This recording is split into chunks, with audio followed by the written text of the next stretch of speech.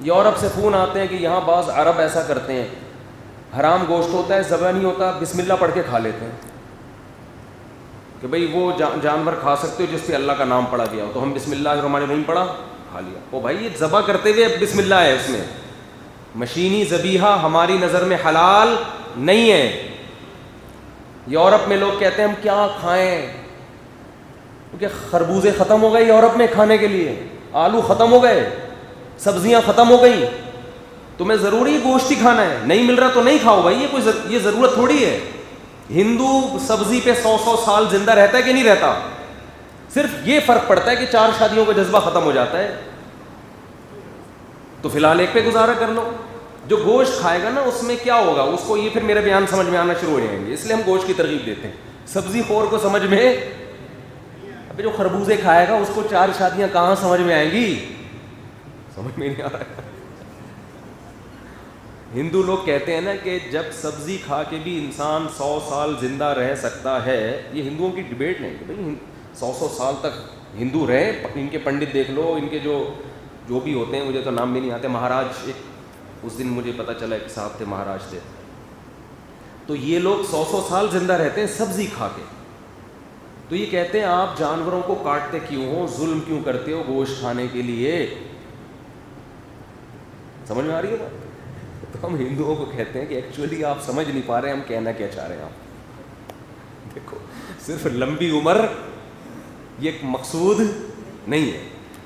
اس نے کہا تھا نا ٹیپو سلطان نے، شیر کی 1 دن کی زندگی، میں ہندوؤں کو گیدڑ نہیں کہہ رہا، کہیں توہین نہ سمجھیں آپ، یہ صرف اس کی ایک مثال ہے کہ شیر کی 1 دن کی زندگی گیدڑ کی 100 سال کی زندگی سے بہتر ہے۔ 1 دن میں زندہ رہو شیروں کی طرح، تو یہ گیدڑ کی طرح 100 سال زندہ رہنے سے بہتر۔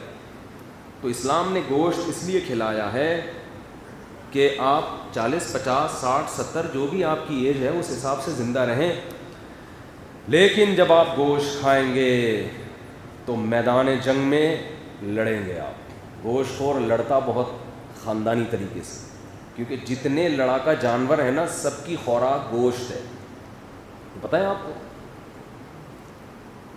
بکریاں لڑتی ہیں، کبھی دیکھ رہا بکری نے ایسی فائٹ کی بھاگتے ہوئے چیر پھاڑ کر دیا اس کو، گھاس کو دیکھا؟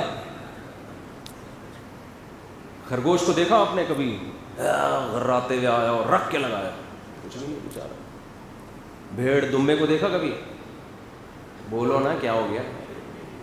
لیکن جو گوشت کھاتے ہیں، بلی گوشت کھاتی ہے، کیسی دم موٹی ہو جاتی ہے اس کی جب غصہ آتا ہے، 2 گھنٹہ تو ڈیبیٹ ہوتی ہے اس کی بلیوں سے، لڑائی پہ 2 بلیوں کو لڑتے ہوئے دیکھ لو، آدمی کہتا ہے یا تو لڑو یا نکلو یہاں سے، ٹائم ویسٹ نہیں کرو ہمارا، ایسا ہی ہوتا ہے نا۔ ڈائلاگ کافی دیر تک چل رہے ہوتے ہیں، کہ میں تیرے کو نہیں چھوڑوں گا، تو ہے کس، تیرے میں دم کتنا ہے، یہ بہت دیر تک نا، کیوں؟ دونوں کو پتہ ہوتا ہے بھائی اگر فائٹ شروع ہو گئی نا تو یہ بکریوں والی فائٹ نہیں ہوگی۔ بکریاں نہیں ایسے ڈیبیٹ کرتی، بکری آئے گی ٹکر مار کے چلی جائے گی، بس ان کو پتہ ہے بس اس سے زیادہ ہم کچھ نہیں کر سکتے۔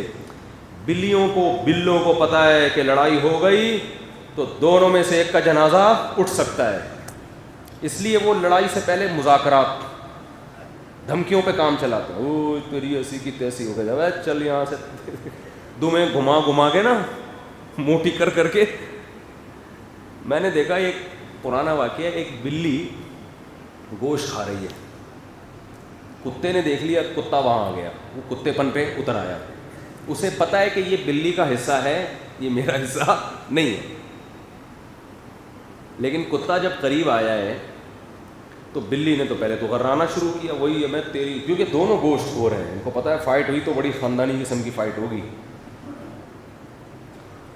بلی نے پہلے آرام سے سمجھایا کتے کو، دیکھ چلا جا، کتے پن پہ نہ اتر، یہ مجھے دیا گیا ہے گوشت، میرا ہے، میرے بچوں کا حق ہے اس میں کھاؤں گی، اپنے بچوں کو کھلاؤں گی۔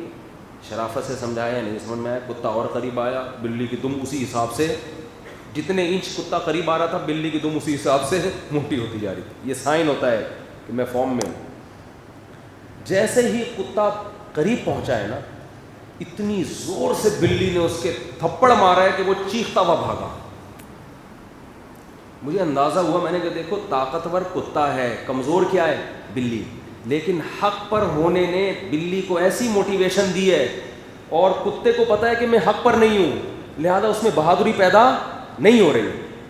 حالانکہ کتا تو 2 منٹ میں بلی کو چیر پھاڑ کر کے مار دے، لیکن کتے کو پتا تھا کہ میں کتے پن پہ اترا ہوا ہوں، لہذا اس کو موٹیویشن نہیں مل رہی تھی بلی پہ حملہ کرنے کے لیے.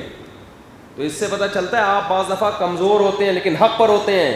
اس حق پر ہونے نے آپ میں، آپ کی دم میں آگ لگا دی ہوتی ہے، آگ بھر دی ہوتی ہے. آپ سامنے والا پاورفل ہوتا ہے لیکن اسے پتا ہے کہ میں حق پر نہیں ہوں. اس باطل پر ہونے نے اس کے حوصلوں اور جذبوں کو پس کر دیا ہوتا ہے.